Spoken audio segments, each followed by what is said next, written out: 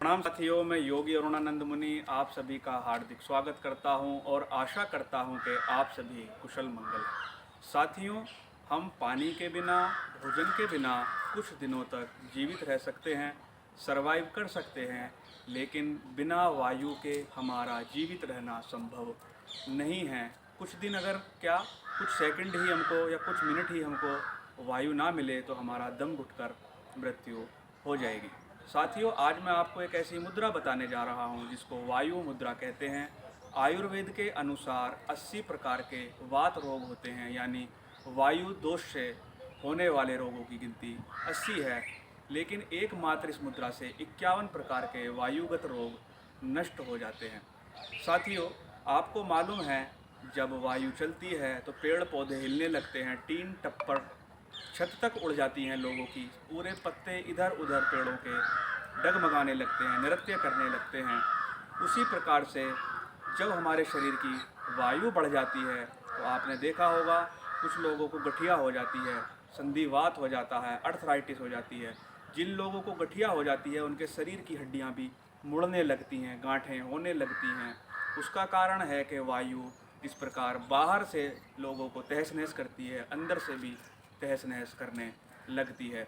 वात, पित्त, कफ तीनों इस शरीर के लिए जरूरी हैं, लेकिन इसमें वायु ही पित्त और कफ को क्रियान्वित करती है, संचालित करती है। वायु के बिना पित्त और कफ दोनों शरीर में नहीं घूम सकते।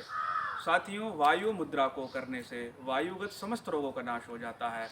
और वायु मुद्रा में हमको अंगूठे के पास वाली उंगली का प्रयोग करना होता है। ये वायु तत्व का प्रतिनिधित्व करने वाली उंगली है। आपने देखा होगा जब किसी को गुस्सा आता है तो बोलता है तू मुझे जानता नहीं है।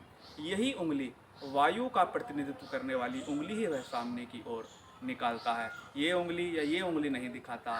क्यों? जिस समय क्रोध आता है तो वायु तेज हो जाती है और वायु अग्नि को भड़काने का कार्य करती है। तो इसलिए वायु दोष होने पर यही उंगली वायु दोष का शमन कर सकती है। पहले मैं आपको इसको करने की विधि बता देता हूँ साथियों।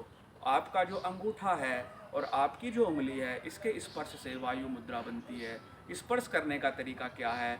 जो आपका अंगूठा है, अंगूठे के मूल में ये उंगली इस प्रकार से टच कर लेनी है और अंगूठे से पास वाली उंगली दबा लेनी है। ये उंगली अंगूठे के मूल में लगाएंगे और अंगूठे को पास वाली उंगली के ऊपर रखकर दबा लेंगे और इस प्रकार से आपको अपना हाथ रख लेना है। जैसे ही आप इस हाथ को रखेंगे इस अवस्था में, तो आपको यहाँ पर नब्ज सुनाई देगी, लुप डुप जैसी ध्वनि सुनाई देने लगेगी। साथियों, इस मुद्रा को करने का सबसे अच्छा समय होता है कि आप खाना खाने के 45 मिनट बाद कभी भी इसको कर सकते हैं। लेकिन जिन लोगों को ऐसा लगता है कि खाना खाने के पश्चात भी पेट भरा भरा रहता है, वो तुरंत वज्रासन में बैठ जाएं। वज्रासन एक ऐसा आसन है, सब जानते हैं, घुटने मोड़कर जिस आसन में हम बैठते हैं उसको वज्रासन कहते हैं। खाना खाने के तुरंत बाद इस मुद्रा को करने से पेट का भारी भारी रहना, खाना ना पचना, खट्टी डकारें आना, एसिडिटी का हो जाना, ऐसे लक्षण शांत हो जाते हैं। जिन लोगों को जोड़ों में दर्द रहता है, कमर का दर्द रहता है, कंधे का दर्द रहता है, पूरी बॉडी में कहीं भी दर्द रहता है, इस वायु मुद्रा को करने से शांत होने लगता है।